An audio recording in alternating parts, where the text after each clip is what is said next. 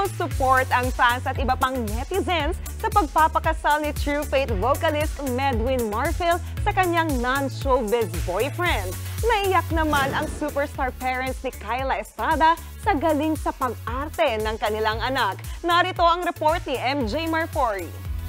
Ano ginawa niya? Maraming napabili. At marami ring nakarelate sa karakter ni Kyla Estrada as Bettina sa kakatapos ng last week na Can't Buy Me Love. Kaya naman chika niya sa News 5, nagulat siya sa success ng kanyang role. Pero ang pinaka nakakakilig daw, ang papuri sa kanya ng kanyang parents na sina Janice de Belen at John Estrada. You know, I'm so touched kasi my mom actually is following the show because she enjoys it. Pumasok siya sa kwarto and then sabi niya, ganda!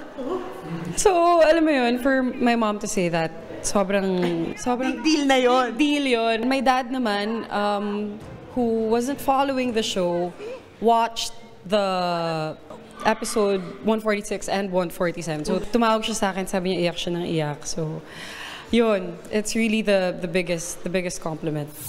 At ngayong tapos na ang serye, ano naman kaya ang future plans ni Kyla para sa kanyang career? The best gift, honestly, for me is more projects. Love wins naman para sa True Faith vocalist na si Medwin Marfil. Ikinasal na siya sa kanyang partner na si Mark Angeles.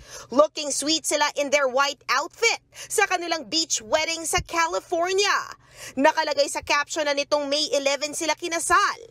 Maraming fans ang nagulat at full support sa big reveal ni Medwin na miyembro siya ng LGBTQIA+ community. Sumikat si Medwin sa iconic OPM band na True Faith. Nakilala sa mga kantang Dahil Ikaw, Huwag na Lang Kaya at marami pang iba.